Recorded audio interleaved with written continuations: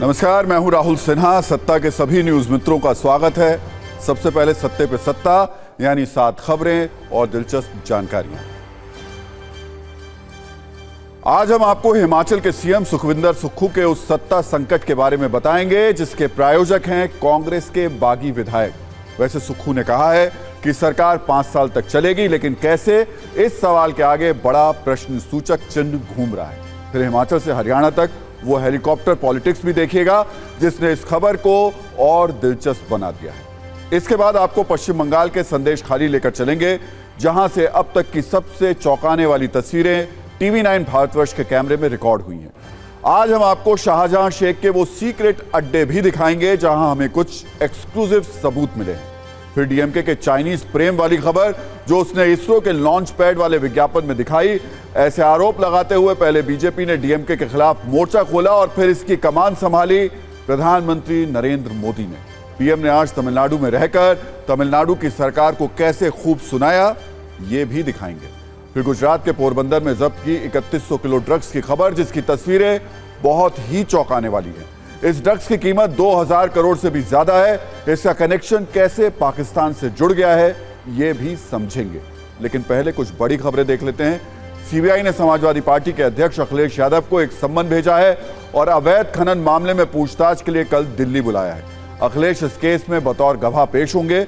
अवैध खनन का यह मामला हमीरपुर में वर्ष 2012 से 2016 के बीच का है। दिल्ली में सोलर पॉलिसी पर नई सियासत शुरू हो गई है। आपका आरोप है कि एलजी ने सरकार द्वारा शुरू की गई सोलर पॉलिसी 2024 रोक दी है। हालांकि एलजी हाउस के सूत्रों के मुताबिक दिल्ली सरकार लोगों को गुमराह कर रही है। एलजी ने सोलर पॉलिसी नहीं रोकी है, बल्कि पॉलिसी के एक प्रावधान का विवरण मांगा है। और आखिर में आप सभी न्यूज मित्रों से एक जरूरी सवाल, क्या आपने फास्टैग का केवाईसी अपडेट करा लिया है?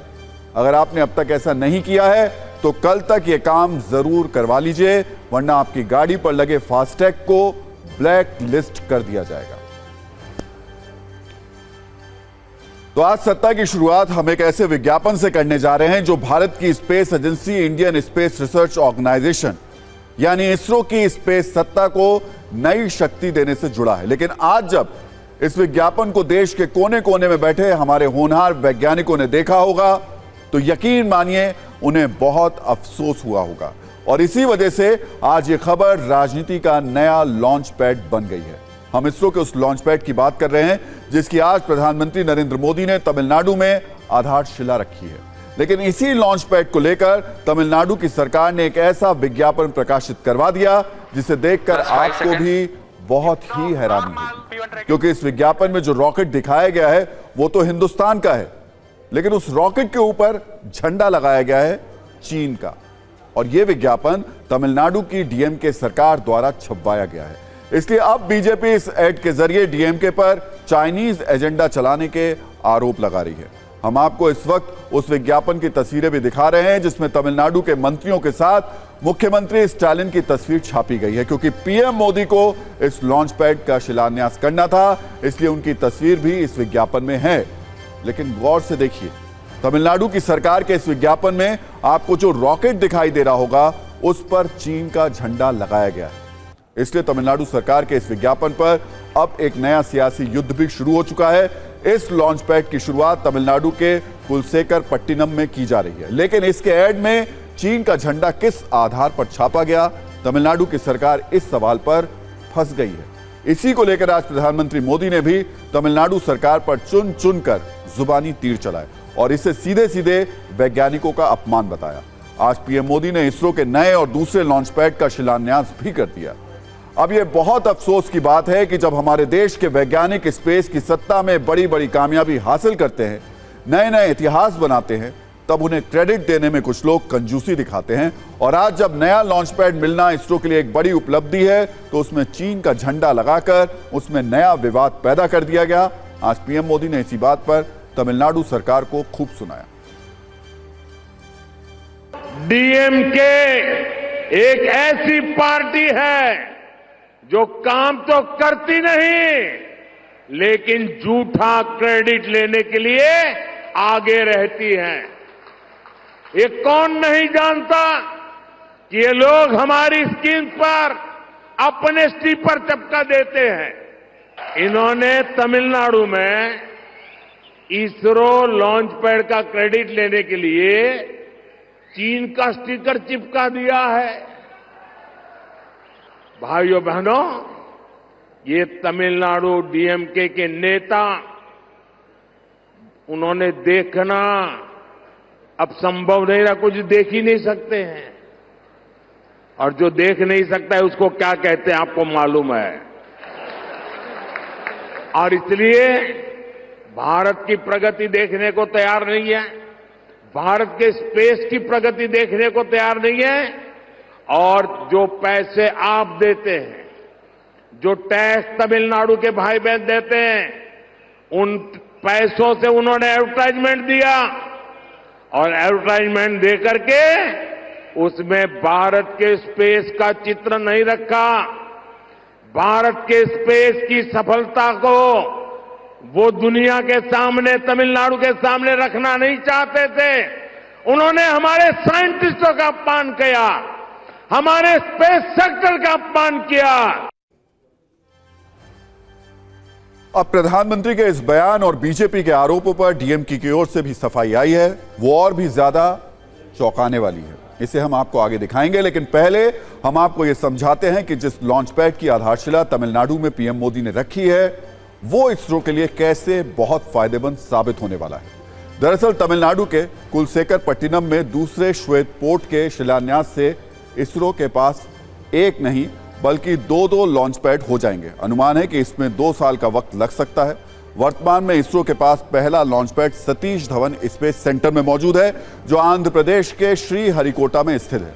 लेकिन भविष्य में इसरो के पास 2 लॉन्च पैड होंगे जहां से रॉकेट लॉन्च किए जा सकेंगे। लेकिन इसरो को इसकी जरूरत क्यों थी और कैसे वैज्ञानिकों के लिए नया लॉन्च पैड वरदान बन सकता है, ये भी आपको बताते हैं। लेकिन देखिए, कई बार जब कुछ अच्छी चीज हो रही होती है और सबके बीच में एक विवाद ऐसा खड़ा हो जाता है जो कई तरीके के सवाल खड़े करता है। अब एक तरफ तो ये लॉन्च पैड, इसको लेकर के एक तरफ वैज्ञानिकों में उत्साह, देश में उत्साह, लेकिन जो डीएमके की तरफ से विज्ञापन आया सामने और उसमें भी जो चीन का झंडा लगा हुआ था, उसने विवाद खड़ा किया। लेकिन आज हम आपको इस विवाद की तरफ तो लेकर चलेंगे। पहले ये बता देते हैं कि ये जो लॉन्च पैड है वो फायदेमंद है कैसे। जिस स्पेस पोर्ट की पीएम मोदी ने आज आधारशिला रखी है, वो तमिलनाडु के थुथुकुडी जिले के कुलशेखरपट्टिनम शहर में है, और यहां से इसरो के वैज्ञानिक छोटे छोटे सैटेलाइट्स को आसानी से लॉन्च कर पाएंगे, जो अब तक आंध्र प्रदेश के श्रीहरिकोटा से किए जाते थे। इसरो का नया लॉन्च कॉम्प्लेक्स 986 करोड़ रुपए की लागत से करीब 2000 एकड़ जमीन में तैयार किया जाएगा।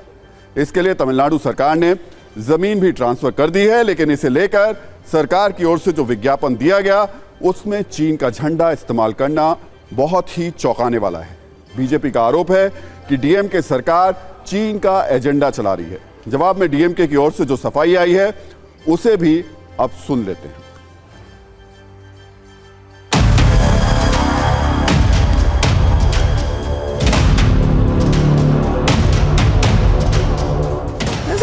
I don't know what the person who did the artwork, where they found the picture from, and I don't think India has declared China as an enemy country or anything. A DMK minister gives us a paper ad with a Chinese rocket in the background with Chinese flag. A sitting DMK minister glorifying the whole thing. And Madam Kanimoli, who's a senior MP of that same area from Thoothukudi, she defends saying, what is wrong in having a Chinese picture? It is okay. They are not our enemy stand.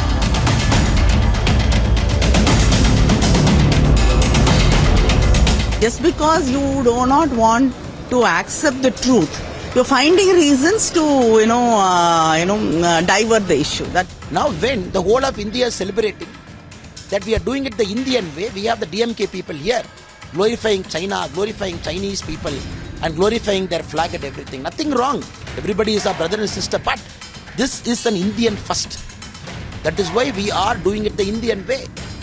And we expect a bare minimum apology from the DMK government and that minister. अब हम आपको इसरो के नए launch pad पर सत्ता की एक और कुंजी दिखाते हैं, जिसे देखकर आपको इस समझ में आ जाएगा कि कैसे स्पेसपोर्ट में बड़े बड़े गुण हैं। दरअसल जब इस लॉन्चिंग कॉम्प्लेक्स की शुरुआत हो जाएगी तो इसरो के लिए समय के साथ साथ पैसे की भी बचत होगी। और ये कैसे होगा, ये सुन लीजिए। दरअसल इस लॉन्च पैड के शुरू होने के बाद रॉकेट और सैटेलाइट्स को डाइवर्ट करने की जरूरत खत्म हो जाएगी। अभी आंध्र प्रदेश में श्रीहरिकोटा के स्पेस सेंटर से जो रॉकेट लॉन्च होते हैं, उन्हें रॉकेट जो उनको जरूरत पड़ती है, और इसकी वजह है श्रीलंका का हवाई क्षेत्र, जिससे बचने के लिए रॉकेट और सैटेलाइट्स का रास्ता बदलना जरूरी होता है। इसलिए श्रीहरिकोटा से छोटे उपग्रहों को लॉन्च करने का खर्च ज्यादा हो जाता है। साथ ही रूट डाइवर्ट करने की वजह से ईंधन के साथ साथ समय भी ज्यादा लगता है। लेकिन तमिलनाडु में नया लॉन्च पैड बनने के बाद से समस्या खत्म हो जाएगी और यहां से लॉन्चिंग करने से रॉकेट को करीब 780 किलोमीटर की यात्रा कम करनी पड़ेगी।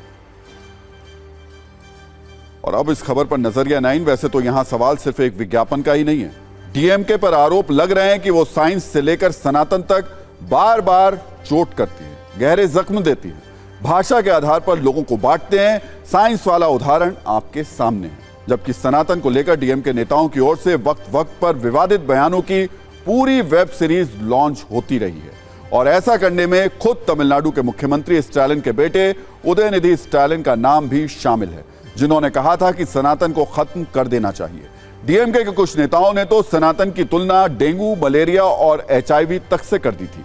कुल मिलाकर नजरिया 9 यह है कि डीएमके को अब आत्ममंथन के साथ साथ स्पेस चिंतन की भी जरूरत है।